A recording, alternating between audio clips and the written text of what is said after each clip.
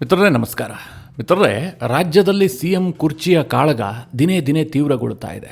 ಇಷ್ಟು ದಿನಗಳ ಕಾಲ ಎರಡೂ ಬಣದ ನಾಯಕರು ಪರೋಕ್ಷ ಹೇಳಿಕೆಯಲ್ಲೇ ಸೂಚನೆಯನ್ನು ಕೊಡ್ತಾ ಇದ್ರು. ಏನೋ ಆಗ್ತಾ ಇದೆ, ಕಾಂಗ್ರೆಸ್ನಲ್ಲಿ ಎಲ್ಲ ಬೆಳವಣಿಗೆಗಳು ಸರಿ ಇಲ್ಲ, ಈ ಸೂಚನೆಗಳು ಸಿಗ್ತಾ ಇದ್ವು. ಆದರೆ ಈಗ ಹಾಗಲ್ಲ, ಬಹಿರಂಗ ಕಿತ್ತಾಟಕ್ಕೆ ಶುರುವಾಗ್ಬಿಟ್ಟಿದೆ. ಪರಸ್ಪರ ಟಾಂಟ್ ಕೊಡುವ ಹಂತಕ್ಕೆ ಈ ಕುರ್ಚಿಯ ಕಚ್ಚಾಟ ಬೆಳೆದು ನಿಂತಿದೆ. ಡಿ.ಕೆ. ಶಿವಕುಮಾರ್ ಈಗಲೂ ಸಹ ಸುಸೂತ್ರವಾಗಿ ಅಧಿಕಾರ ಹಸ್ತಾಂತರ ಆಗಲಿ, ಸಿದ್ದರಾಮಯ್ಯನವರು ಮುನಿಸಿಕೊಳ್ಳೋದು ಬೇಡ ಅನ್ನುವ ರೀತಿಯಲ್ಲಿ ಪ್ರಯತ್ನವನ್ನು ಮಾಡ್ತಾ ಇದ್ದಾರೆ. ಆದರೆ ಡಿ.ಕೆ. ಶಿವಕುಮಾರ್ಗೆ ಒಂದು ಮೈನಸ್ ಪಾಯಿಂಟ್ ಇದೆ. ಅದನ್ನೇ ಪ್ಲಸ್ ಆಗಿಸಿಕೊಂಡಿರುವಂತಹ ಸಿದ್ದರಾಮಯ್ಯನವರ ಬಣ ಈಗ ಡಿ.ಕೆ. ವಿರುದ್ಧ ದಾಳವನ್ನು ಉರುಳಿಸ್ತಾ ಇದೆ. ಅಂತಿಮವಾಗಿ ಸಿದ್ದು ಬಣ ಡಿ.ಕೆಗೆ ಚೆಕ್ಮೇಟ್ ಕೊಟ್ಟಿದೆ. ಅದು ಹೇಗೆ ಕೇಳಿದ್ರೆ, ಸಿದ್ದರಾಮಯ್ಯನವರು ಅಧಿಕಾರದಿಂದ ಇಳಿಯೋದಕ್ಕೆ ಸಿದ್ಧ, ಆದರೆ ಅಧಿಕಾರ ಡಿ.ಕೆಗೆ ಸಿಗಬಾರದು. ಎಷ್ಟರ ಮಟ್ಟಿಗೆ ಸಿದ್ದರಾಮಯ್ಯನ ಬಣ ಮುಂದೆ ಹೋಗಿದೆ ಅಂತಂದರೆ, ಒಂದು ವೇಳೆ ಡಿ.ಕೆ. ಶಿವಕುಮಾರ್ ಈಗಲೇ ಮುಖ್ಯಮಂತ್ರಿ ಆಗಲೇಬೇಕು ಅಂತಾದರೆ ಪುನಃ ಚುನಾವಣೆ ಆಗಲಿ. ಈಗ ಜನ ಕೊಟ್ಟಿರುವಂತಹ ಮ್ಯಾಂಡೇಟ್ ಇದೆಯಲ್ಲ, ಇದು ಸಿದ್ದರಾಮಯ್ಯನವರಿಗೆ ಕೊಟ್ಟಂತಹ ಮ್ಯಾಂಡೇಟ್. ಹೀಗಂತ ಒಂದು ಹೊಸ ದಾಳವನ್ನು ಉರುಳಿಸಿದೆ. ಜೊತೆಗೆ ದಲಿತ ಮುಖ್ಯಮಂತ್ರಿ ಅನ್ನುವ ಕೂಗು ಕೂಡ ಎದ್ದಿದೆ. ಅಂದರೆ ಸಿದ್ದರಾಮಯ್ಯನವರು ಆಲ್ಟರ್ನೇಟಿವ್ ಆಗಿ ಇನ್ನೊಂದು ಪ್ಲಾನ್ ಬಿ ಅನ್ನು ಕೂಡ ಇಟ್ಕೊಂಡಿದ್ದಾರೆ. ಇದು ಈಗ ಹೈಕಮಾಂಡ್ ಕೈಯನ್ನು ಕಟ್ಟಾಕಿದೆ. ಜೊತೆಗೆ ಡಿ.ಕೆ. ಶಿವಕುಮಾರ್ಗೂ ಕೂಡ ತನ್ನ ಹಾದಿಯಲ್ಲಿ ಬೃಹತ್ ಬಂಡೆ ಎದುರಾಗಿದೆ. ಈ ಹಿಂದಿನಿಂದಲೂ ಕೂಡ ಡಿ.ಕೆ. ಶಿವಕುಮಾರ್ ಅವರನ್ನ ರಾಜ್ಯ ರಾಜಕಾರಣದಲ್ಲಿ ಬಂಡೆ ಅಂತಲೇ ಕರೆಯಲಾಗ್ತಾ ಇತ್ತು. ಕನಕಪುರದಲ್ಲಿ ಡಿ.ಕೆ. ಶಿವಕುಮಾರ್ ಅನೇಕ ಬಂಡೆಗಳನ್ನು ಪುಡಿ ಮಾಡಿರಬಹುದು, ಆದರೆ ರಾಜಕಾರಣದಲ್ಲಿ ತನ್ನ ಹಾದಿಗೆ ಎದುರಾಗಿರುವಂಥ ಈ ಬಂಡೆಯನ್ನು ಡಿ.ಕೆ. ಶಿವಕುಮಾರ್ ಪುಡಿ ಮಾಡ್ತಾರಾ? ಸಿದ್ದರಾಮಯ್ಯನವರು ಯಾವ ರೀತಿಯಾಗಿ ಪಟ್ಟು ಹಾಕಿದ್ದಾರೆ? ಹೊಸದಾದಂತಹ ರಾಜಕೀಯ ಲೆಕ್ಕಾಚಾರ ಏನು? ಬಹಳ ಇಂಟ್ರೆಸ್ಟಿಂಗ್ ವಿಚಾರಗಳಿದ್ದಾವೆ. ಈ ವಿಡಿಯೋದಲ್ಲಿ ನಿಮಗೆ ಈ ಬಗ್ಗೆ ಡೀಟೇಲ್ ಆಗಿ ತಿಳಿಸ್ಕೊಡ್ತೀನಿ. ನೀವು ಈ ವಿಡಿಯೋನ ಕೊನೆವರೆಗೂ ಮಿಸ್ ಮಾಡದೆ ನೋಡಿ. ಮಿತ್ರರೇ, ಡಿ.ಕೆ. ಶಿವಕುಮಾರ್ ಕಂಪ್ಲೀಟ್ ಆಗಿ ಕಾಂಗ್ರೆಸ್ನ ಹೈಕಮಾಂಡನ್ನು ನಂಬ್ಕೊಂಡು ಕೂತಿದ್ರು. ನನಗೆ ರಾಹುಲ್ ಗಾಂಧಿ ತುಂಬ ಚೆನ್ನಾಗಿದ್ದಾರೆ, ಸೋನಿಯಾ ಗಾಂಧಿ ಚೆನ್ನಾಗಿದ್ದಾರೆ, ನನಗೆ ಅವ್ರೇನು ಮಾತು ಕೊಟ್ಟಿದ್ದಾರೆ ಆ ಪ್ರಕಾರವಾಗಿ ನಡೆದುಕೊಳ್ತಾರೆ, ನನಗೆ ನವೆಂಬರ್ನಲ್ಲಿ ಅಧಿಕಾರ ಸಿಗುತ್ತೆ ಅಂತ. ಡಿ.ಕೆ. ಶಿವಕುಮಾರ್ಗೆ ಎಷ್ಟು ನಂಬಿಕೆ ಇತ್ತೋ ಅವರ ಬೆಂಬಲಿಗರಿಗೂ ಕೂಡ ಅಷ್ಟೇ ನಂಬಿಕೆ ಇತ್ತು. ನಾನು ಅನೇಕರ ಜೊತೆ ಮಾತನಾಡಿದ್ದೀನಿ. ಅವರೆಲ್ಲ ಏನು ಹೇಳ್ತಾ ಇದ್ರು, ನವೆಂಬರ್ನಲ್ಲಿ ನಮ್ಮ ಸಾಹೇಬರು CM ಆಗೋದು ಫಿಕ್ಸ್, ತಪ್ಪಿಸೋದಕ್ಕೆ ಸಾಧ್ಯನೇ ಇಲ್ಲ, ದೊಡ್ಡವರಿಂದ ಭರವಸೆ ಸಿಕ್ಕಿದೆ, ಹೀಗಂತ ಡಿ.ಕೆ. ಶಿವಕುಮಾರ್ ಆಪ್ತರೆಲ್ಲರೂ ಕೂಡ ಮಾತನಾಡ್ತಾ ಇದ್ರು. ಆದರೆ ಈ ಬಿಹಾರದ ಚುನಾವಣೆ ಆದ ಬಳಿಕ ಡಿ.ಕೆ. ಶಿವಕುಮಾರ್ ದೆಹಲಿಗೆ ಹೋಗಿ ಬಂದ್ರಲ್ಲ, ಅದಾದ ಬಳಿಕ ಡಿ.ಕೆ. ಶಿವಕುಮಾರ್ ಅವರ ಬಾಡಿ ಲ್ಯಾಂಗ್ವೇಜೇ ಬದಲಾಗ್ಬಿಡ್ತು. ಅವರಿಗೊಂದು ಆತಂಕ ಸೃಷ್ಟಿಯಾಯಿತು. ಯಾಕೆ ಅಂತಂದರೆ, ಮೊಟ್ಟ ಮೊದಲ ಬಾರಿಗೆ ಡಿ.ಕೆ. ಶಿವಕುಮಾರ್ಗೆ ಅಪಾಯಿಂಟ್ಮೆಂಟ್ ಕೊಡೋದಕ್ಕೆ ರಾಹುಲ್ ಗಾಂಧಿ ನಿರಾಕರಿಸಿದ್ರು. ಸಿದ್ದರಾಮಯ್ಯನವರಿಗೆ ಅಪಾಯಿಂಟ್ಮೆಂಟ್ ಸಿಕ್ತು, ಡಿ.ಕೆ. ಶಿವಕುಮಾರ್ಗೆ ಅಪಾಯಿಂಟ್ಮೆಂಟ್ ಸಿಕ್ಕಿಲ್ಲ. ಇದು ಡಿ.ಕೆ. ಶಿವಕುಮಾರ್ಗೆ ಒಂದು ರೀತಿಯಲ್ಲಿ ಜೀರ್ಣ ಮಾಡ್ಕೊಳ್ಳೋದಕ್ಕೆ ಸಾಧ್ಯ ಆಗಿಲ್ಲ. ಹೀಗಾಗಿ ಡಿ.ಕೆ. ಶಿವಕುಮಾರ್ ಈಗ ಒಂದು ಹೆಜ್ಜೆ ಮುಂದೆ ಹೋಗಿ ಶಾಸಕರ ಸಹಿ ಸಂಗ್ರಹ ಮಾಡ್ತಾ ಇದ್ದಾರೆ. ಅಂದರೆ ತನ್ನ ಬಲ ಪ್ರದರ್ಶನಕ್ಕೆ ಎಲ್ಲ ರೀತಿಯಲ್ಲೂ ಯತ್ನ ಮಾಡ್ತಾ ಇದ್ದಾರೆ. ಹೀಗಾಗಿ ಮಲ್ಲಿಕಾರ್ಜುನ ಖರ್ಗೆ ಅವರು ಬೆಂಗಳೂರಿಗೆ ಬಂದಂತಹ ಸಂದರ್ಭದಲ್ಲಿ ತೀವ್ರತರವಾಗಿ ಬೇಸರ ಹೊರಹಾಕಿದ್ದು, ಪಕ್ಷದಲ್ಲಿ ಯಾವುದೇ ಬೆಳವಣಿಗೆಗಳು ಕೂಡ ಸರಿ ಇಲ್ಲ ಅಂತ. ಯಾಕೆ ಕೇಳಿದ್ರೆ, ಈ ರೀತಿಯ ಬಣಗಳು ಬಹಿರಂಗವಾಗಿ ಕಾಣಿಸಿಕೊಳ್ಳೋದಕ್ಕೆ ಶುರುವಾದರೆ ಪಕ್ಷ ಒಡೆದು ಹೋಗ್ಬಿಡುತ್ತೆ. ಡಿ.ಕೆ. ಶಿವಕುಮಾರ್ ಈಗಾಗಲೇ ಎಲ್ಲ ಶಾಸಕರ ಸಹಿಯನ್ನು ಸಂಗ್ರಹಿಸ್ತಾ ಇದ್ದಾರೆ. ನನ್ನ ಬಳಿಯಲ್ಲಿ 50ರಿಂದ 60 ಜನರ ಬೆಂಬಲ ಇದೆ ಅಂತ ಹೈಕಮಾಂಡ್ಗೆ ಪ್ರೂವ್ ಮಾಡೋದಕ್ಕೆ ಹೊರಟಿದ್ದಾರೆ. ಯಾವಾಗ ಡಿ.ಕೆ. ಶಿವಕುಮಾರ್ ಇಷ್ಟು ಸ್ಪೀಡಾಗಿ ಹೋಗೋದಕ್ಕೆ ಶುರು ಮಾಡಿದ್ರು, ಅತ್ತ ಕಡೆಯಲ್ಲಿ ಸಿದ್ದರಾಮಯ್ಯ ಬಣ ಕೂಡ ಮತ್ತು ಹೆಚ್ಚು ಆಕ್ಟಿವ್ ಆಗಿದೆ. ಅವರೀಗ ಹೊಸ ದಾಳವೊಂದನ್ನು ಉರುಳಿಸಿದ್ದಾರೆ. ಸಿದ್ದರಾಮಯ್ಯನವರು ಅಧಿಕಾರವನ್ನು ಬಿಡಬೇಕು, ಡಿ.ಕೆ. ಶಿವಕುಮಾರ್ ಮುಖ್ಯಮಂತ್ರಿ ಆಗಬೇಕು ಅಂತಂದರೆ ನಮ್ಮದು ಇಂತಿಂಥ ಕಂಡೀಷನ್ಗಳಿದ್ದಾವೆ. ಮಿತ್ರರೇ, ಇದನ್ನು ನಾನು ಊಹೆ ಮಾಡಿಕೊಂಡು ಹೇಳ್ತಾ ಇಲ್ಲ, ಇದು ಸತ್ಯ. ಕರ್ನಾಟಕದಲ್ಲಿ ಸಿದ್ದರಾಮಯ್ಯನ ಬಣ ಇದೇ ರೀತಿಯಾದಂತಹ ಪಟ್ಟುಗಳನ್ನು ಹಾಕ್ತಾ ಇದೆ. ಮೊದಲನೇ ಕಂಡೀಷನ್ ಏನು ಕೇಳಿದ್ರೆ, ಸಿದ್ದರಾಮಯ್ಯನವರನ್ನ ಈಗ ಅಧಿಕಾರದಿಂದ ಇಳಿಸಿದ್ದೇ ಆದರೆ ಇನ್ನೊಬ್ಬ ದಲಿತ ಮುಖ್ಯಮಂತ್ರಿ ಆಗಬೇಕು. ಯಾವುದೇ ಕಾರಣಕ್ಕೂ ಕೂಡ ಡಿ.ಕೆ. ಶಿವಕುಮಾರ್ ಮುಖ್ಯಮಂತ್ರಿ ಆಗಬಾರದು. ಇದು ಪಕ್ಷದ ಹಿತದೃಷ್ಟಿಯಿಂದ ತೀರಾ ಮುಖ್ಯ ಆಗುತ್ತೆ. ಕಾರಣ ಏನು ಅಂತಂದರೆ, ಸಿದ್ದರಾಮಯ್ಯನವರು ಅಹಿಂದ ರಾಜಕಾರಣ ಮಾಡ್ಕೊಂಡು ಬಂದಂಥವರು, ಹಿಂದುಳಿದ ವರ್ಗಕ್ಕೆ ಸೇರಿದಂತಹ ನಾಯಕ. ಸಿದ್ದರಾಮಯ್ಯನವರ ಜೊತೆಗೆ ಒಂದು ಗಟ್ಟಿಯಾದಂತಹ ಅಹಿಂದ ವರ್ಗದ ಮತ ಬ್ಯಾಂಕ್ ಇದೆ. ಒಂದು ವೇಳೆ ಸಿದ್ದರಾಮಯ್ಯನವರನ್ನ ಡಿಸ್ಟರ್ಬ್ ಮಾಡಿದ್ದೇ ಆದರೆ 2023ರಲ್ಲಿ ಬಿಜೆಪಿಗೆ ಹೇಗೆ ಏಟು ಬಿತ್ತು, ಯಡಿಯೂರಪ್ಪನವರನ್ನ ಕೆಳಗಿಳಿಸಿದಂತಹ ಸಂದರ್ಭದಲ್ಲಿ ಲಿಂಗಾಯತ ಓಟ್ಗಳು ಡಿಸ್ಟರ್ಬ್ ಆದ್ವಲ್ಲ, ಅದೇ ರೀತಿಯ ಪರಿಸ್ಥಿತಿ ಈಗ ನಿರ್ಮಾಣ ಆಗುತ್ತೆ. ಅಹಿಂದ ವರ್ಗದ ಓಟ್ ಚದುರಿ ಹೋಗುತ್ತೆ. ಕರ್ನಾಟಕದಲ್ಲಿ ನಾವು ಈಸಿಯಾಗಿ ಗೆಲ್ಲುವಂತಹ ವಾತಾವರಣ ಏನಿದೆ ಅದು ಸಮಾಪ್ತಿಯಾಗಿ ಹೋಗುತ್ತೆ ಅಂತ ಸಿದ್ದರಾಮಯ್ಯನ ಬಣ ಕಾಂಗ್ರೆಸ್ನ ಹೈಕಮಾಂಡ್ಗೆ ಪಟ್ಟಾಕಿ ಹೇಳ್ತಾ ಇದೆ. ಸ್ವತಃ KN ರಾಜಣ್ಣ ಈ ಬಗ್ಗೆ ಸ್ಟೇಟ್ಮೆಂಟ್ ಕೂಡ ಕೊಟ್ಟಿದ್ದಾರೆ. ಒಂದು ವೇಳೆ ಸಿದ್ದರಾಮಯ್ಯನವರು ಅಧಿಕಾರದಿಂದ ಇಳಿಲೇಬೇಕು, ಹೊಸ ನಾಯಕತ್ವ ಬರಬೇಕು ಅಂತಂದರೆ ಪರಮೇಶ್ವರ್ ನಮ್ಮ ಮೊಟ್ಟ ಮೊದಲ ಆಯ್ಕೆ. ಪರಮೇಶ್ವರ್ ಒಬ್ಬ ದಲಿತ ನಾಯಕ, ಬಹಳ ಸೀನಿಯಾರಿಟಿ ಇದೆ. 2013ರಲ್ಲಿ ಅವರಿಗೆ ಅನ್ಯಾಯ ಕೂಡ ಆಗಿದೆ. ಅವರು ಅಧಿಕಾರಕ್ಕೆ ತಂದಿದ್ರೂ ಕೂಡ ಅವರು ಅಧಿಕಾರವನ್ನು ತ್ಯಾಗ ಮಾಡಿದ್ದಾರೆ. ಹೀಗಾಗಿ ಪರಮೇಶ್ವರ್ ಅವರಿಗೆ ಎಲ್ಲ ರೀತಿಯಲ್ಲೂ ಕೆಪಬಿಲಿಟಿ ಇದೆ, ಅವರನ್ನೇ ಮುಖ್ಯಮಂತ್ರಿ ಮಾಡಬೇಕು, ಇದು ನಮಗೆ ಹೆಚ್ಚು ಸೂಕ್ತ ಅಂತೇಳಿ KN ರಾಜಣ್ಣ ಸ್ಟೇಟ್ಮೆಂಟ್ ಕೊಟ್ಟಿದ್ದಾರೆ. ಅದಕ್ಕೆ ಮುಂದುವರೆದು KN ರಾಜಣ್ಣ ಇನ್ನೊಂದು ಮಾತನ್ನು ಹೇಳಿದ್ದಾರೆ. ಒಂದು ವೇಳೆ ಡಿ.ಕೆ. ಶಿವಕುಮಾರ್ ಮುಖ್ಯಮಂತ್ರಿ ಆಗಲೇಬೇಕು ಅಂತಂದರೆ ವಿಧಾನಸಭೆಯೇ ವಿಸರ್ಜನೆ ಆಗಲಿ ಅಂತ, ಪುನಃ ಮ್ಯಾಂಡೇಟ್ ಪಡೆದು ಡಿ.ಕೆ. ಶಿವಕುಮಾರ್ ಮುಖ್ಯಮಂತ್ರಿ ಆಗಲಿ ಅಂತ. ಅಂದರೆ ಸಿದ್ದರಾಮಯ್ಯನವರು ಆ ಹಂತಕ್ಕೆ ಕೂಡ ಹೋಗಬಹುದು ಅಂತ ಕೆ ಎನ್ ರಾಜಣ್ಣ ಪರೋಕ್ಷವಾಗಿ ಹೇಳಿದ್ದಾರೆ. ನಿಮಗೆಲ್ಲ ಗೊತ್ತು, ಕೆ ಎನ್ ರಾಜಣ್ಣ ಮುಕ್ತವಾಗಿ ಮಾತನಾಡುವಂಥ ಸ್ವಭಾವದವರು. ಅದೇ ಕಾರಣಕ್ಕೋಸ್ಕರವಾಗಿ ಅವರೀಗ ಮಂತ್ರಿಗಿರಿಯನ್ನು ಕಳೆದುಕೊಂಡಿರುವಂಥದ್ದು. ರಾಹುಲ್ ಗಾಂಧಿ ಅವರ ವೋಟ್ ಚೋರಿ ಅಪಪ್ರಚಾರದ ಬಗ್ಗೆ ಓಪನ್ ಆಗಿ ಮಾತನಾಡ್ಬಿಟ್ರು. ಅದೆಲ್ಲ ಹೇಗ್ರಿ ಆಗುತ್ತೆ ಅಂತ. 2024 ಚುನಾವಣೆ ನಡೆಯುವಂಥ ಸಂದರ್ಭದಲ್ಲಿ ನಮ್ಮದೇ ಸರ್ಕಾರ ಇದ್ದಿದ್ದಲ್ವಾ, ಅದೆಲ್ಲ ಹೇಗಾಗುತ್ತೆ?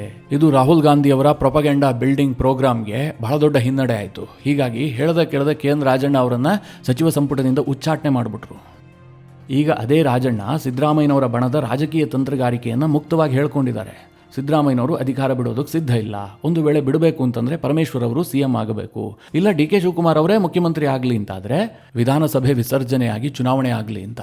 ಅಂದರೆ ಈಗೇನಾದರೂ ಚುನಾವಣೆ ಆಗಿದ್ದೇ ಆದರೆ ಮತ್ತೆ DK ಶಿವಕುಮಾರ್ಗೆ ಈ ಬಹುಮತವನ್ನು ತರೋದಕ್ಕೆ ಸಾಧ್ಯವೇ ಇಲ್ಲ ಅಂತ ಕೆ ಎನ್ ರಾಜಣ್ಣ ಪರೋಕ್ಷವಾಗಿ ಹೇಳಿದ್ದಾರೆ. ಮಿತ್ರರೇ, ಇಲ್ಲಿ ಮೇಲ್ನೋಟಕ್ಕೆ K N Rajanna DK Shivakumar ಹೇಳದಂತೆ ಕಂಡು ಬರಬಹುದು.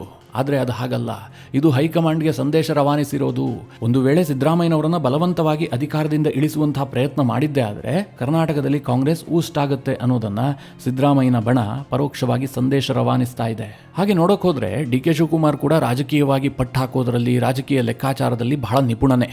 ಅವರನ್ನು ಈ ಹಿಂದೆ ಟ್ರಬಲ್ ಶೂಟರ್ ಅಂತಲೇ ಕರೀತಾ ಇದ್ರು. ಆದರೆ ಈ ಸನ್ನಿವೇಶದಲ್ಲಿ DK ಶಿವಕುಮಾರ್ ಕೂಡ ಸ್ವಲ್ಪ ವೀಕ್ ಆಗಿ ಕಾಣ್ತಾ ಇದ್ದಾರೆ. ಅದಕ್ಕೊಂದು ಮೇಜರ್ ಆದಂಥ ಕಾರಣ ಇದೆ. ಅದೇನು ಕೇಳಿದ್ರೆ, DK ಶಿವಕುಮಾರ್ ಕಳೆದ 2.5 ವರ್ಷದಲ್ಲೂ ಕೂಡ ಒಂದು ಪ್ರಯತ್ನವನ್ನು ಮಾಡಿದ್ರು. ಯಾವುದೇ ಕಾರಣಕ್ಕೂ ಕೂಡ ಸಿದ್ದರಾಮಯ್ಯನವರನ್ನ ಎದುರಾಕೊಂಡು ನಾನು ಮುಖ್ಯಮಂತ್ರಿ ಆಗಬಾರ್ದು, ಅಂದರೆ ಸಿದ್ದರಾಮಯ್ಯನವರು ಬೇಸರಗೊಂಡು ನಾನು ಮುಖ್ಯಮಂತ್ರಿ ಆಗಿದ್ದೆ ಆದರೆ ನನಗೆ ಭವಿಷ್ಯ ಇಲ್ಲ.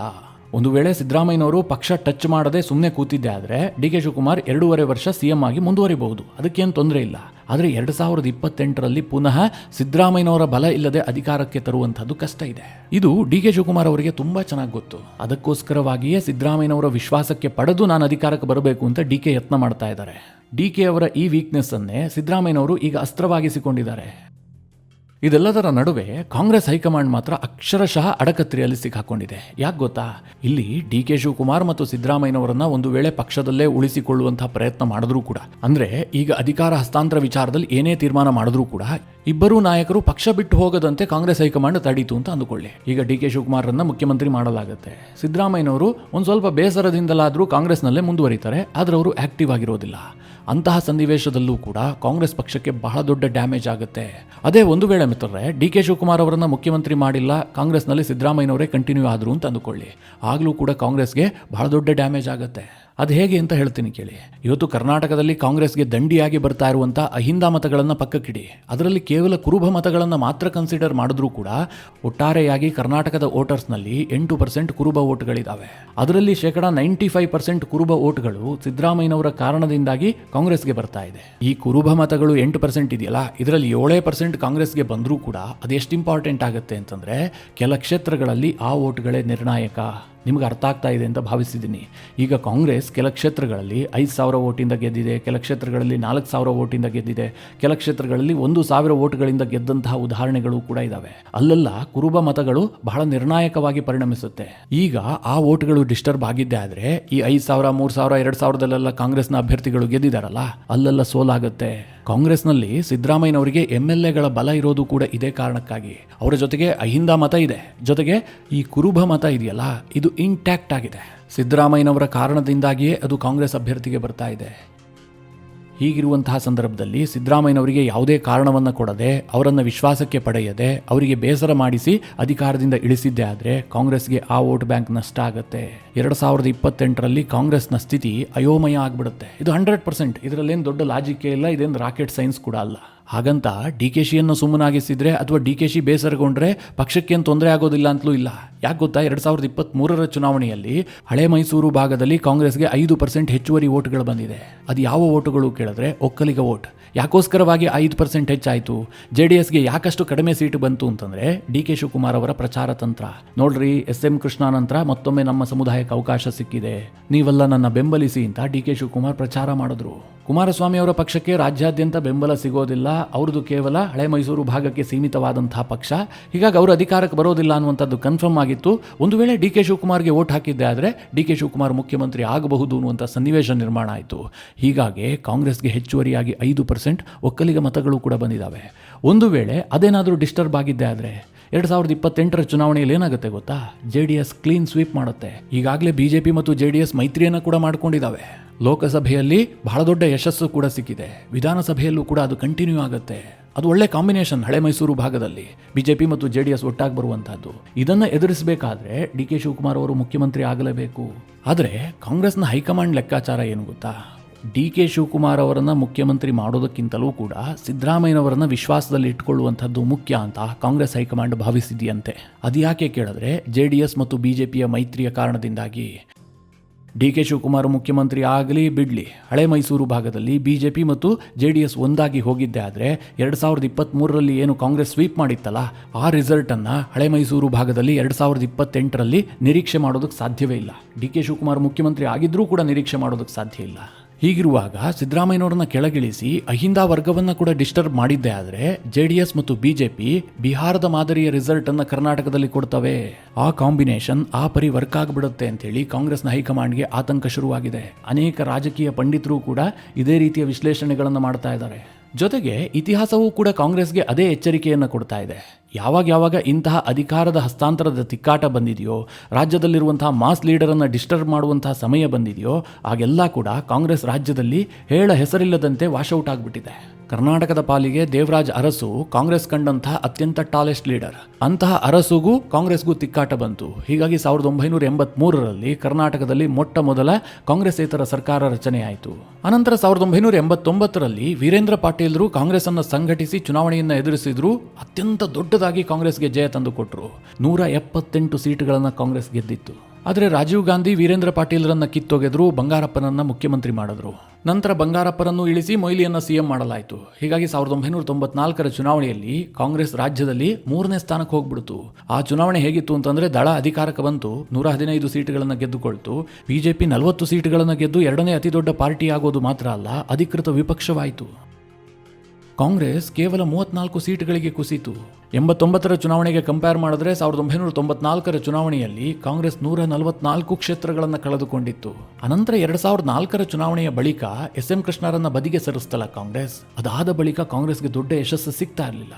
ಆಗ ಸಿದ್ದರಾಮಯ್ಯನವರನ್ನ ಕರೆತಂದು ಸಿದ್ದರಾಮಯ್ಯನವರಿಗೆ ಪಟ್ಟ ಕಟ್ಟಿದ ಕಾರಣದಿಂದಾಗಿ 2013ರಲ್ಲಿ ಕಾಂಗ್ರೆಸ್ ಮತ್ತೆ ಅಧಿಕಾರಕ್ಕೆ ಬರೋದಕ್ಕೆ ಸಾಧ್ಯ ಆಯಿತು. ಇದರ ಅರ್ಥ ಏನು ಕೇಳಿದ್ರೆ, ಕರ್ನಾಟಕದಲ್ಲಿ ಕಾಂಗ್ರೆಸ್ಗೆ ಸಮರ್ಥ ನಾಯಕತ್ವ ಬೇಕು. ಒಬ್ಬ ಮಾಸ್ ಲೀಡರ್ ಇದ್ರೆ ಮಾತ್ರ ಕರ್ನಾಟಕದಲ್ಲಿ ಕಾಂಗ್ರೆಸ್ ಅಧಿಕಾರಕ್ಕೆ ಬರೋದಕ್ಕೆ ಸಾಧ್ಯ. ಸದ್ಯದ ಮಟ್ಟಿಗೆ ಕಾಂಗ್ರೆಸ್ನಲ್ಲಿ ಮಾಸ್ ಲೀಡರ್ ಅಂತಂದ್ರೆ ಅದು ಸಿದ್ದರಾಮಯ್ಯ ಮಾತ್ರ. DK ಶಿವಕುಮಾರ್ ನಿಮಗೆ ಪ್ರಬಲ ನಾಯಕನಾಗಿ ಕಾಣ್ತಾರೆ, ಆದರೆ ಅವರು ಮಾಸ್ ಲೀಡರ್ ಅಲ್ಲ. ಈಗ ಉತ್ತರ ಕರ್ನಾಟಕ ಭಾಗದಲ್ಲಿ DKಶಿ ಹವಾ ಝೀರೋ, ಏನೂ ಇಲ್ಲ. ಯಾಕೆ ಅಂತಂದ್ರೆ ಅದಕ್ಕೆ ಜಾತಿಯ ಕಾರಣಗಳಿರುತ್ತೆ ಅಥವಾ ಬೇರೆ ಬೇರೆ ಕಾರಣಗಳಿರ್ತವೆ. ಅದೇ ಸಿದ್ದರಾಮಯ್ಯನವರಿಗೆ ಹಾಗಲ್ಲ. ಬೀದರ್ನಿಂದ ಹಿಡಿದು ಚಾಮರಾಜನಗರದವರೆಗೂ ಕೂಡ ಸಿದ್ದರಾಮಯ್ಯನವರಿಗೆ ಓಟ್ ತರುವಂತಹ ಕೆಪಾಸಿಟಿ ಇದೆ. ಅದು ಅಹಿಂದ ಕಾರಣದಿಂದ ಇರಬಹುದು ಅಥವಾ ಜಾತಿಯ ಕಾರಣದಿಂದ ಇರಬಹುದು, ಏನೇ ಆಗಲಿ ಸಿದ್ದರಾಮಯ್ಯನವರಿಗೆ ಆ ಕೆಪಾಸಿಟಿ ಇದೆ. DK ಶಿವಕುಮಾರ್ ಇದರಲ್ಲಿ ಈಗಲೂ ಕೂಡ ವೀಕ್ ಆಗಿದ್ದಾರೆ. ಇದೇ ಕಾರಣದಿಂದಾಗಿ DK ಶಿವಕುಮಾರ್ ಸಿದ್ದರಾಮಯ್ಯನವರನ್ನ ವಿಶ್ವಾಸದಲ್ಲಿ ಇಟ್ಕೊಂಡೇ ನಾನು CM ಆಗಬೇಕು ಅಂತ ಪ್ರಯತ್ನ ಮಾಡ್ತಾ ಇದ್ದಾರೆ. DK ಅವರ ಇದೇ ವೀಕ್ನೆಸ್ ಅನ್ನ ಬಂಡವಾಳವಾಗಿಟ್ಕೊಂಡು 28ರವರೆಗೂ ಕೂಡ ನಾನು ಮುಖ್ಯಮಂತ್ರಿಯಾಗಿ ಮುಂದುವರಿಬೇಕು ಅಂತ ಸಿದ್ದರಾಮಯ್ಯನವರು ಯತ್ನ ಮಾಡ್ತಾ ಇದ್ದಾರೆ.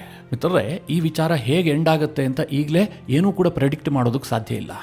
ಈ ಬಗ್ಗೆ ಸಾಕಷ್ಟು ಡೆವಲಪ್ಮೆಂಟ್ಗಳಾಗ್ತವೆ. ಆ ಸಂದರ್ಭದಲ್ಲಿ ನಿಮಗೆ ಡೀಟೇಲ್ ಆಗಿ ತಿಳಿಸ್ಕೊಡುವಂತಹ ಪ್ರಯತ್ನವನ್ನು ಕೂಡ ನಾನು ಮಾಡ್ತೀನಿ. ಈ ವಿಚಾರದ ಕುರಿತಾಗಿ ನಿಮ್ಮ ಅನಿಸಿಕೆ ಅಭಿಪ್ರಾಯಗಳೇನು ಕಮೆಂಟ್ ಮಾಡುವ ಮೂಲಕ ನಮಗೆ ತಿಳಿಸಿ. ಹಾಗೆ ನಿಮಗೆ ಈ ವಿಡಿಯೋ ಇಷ್ಟವಾದರೆ ಲೈಕ್ ಮಾಡಿ.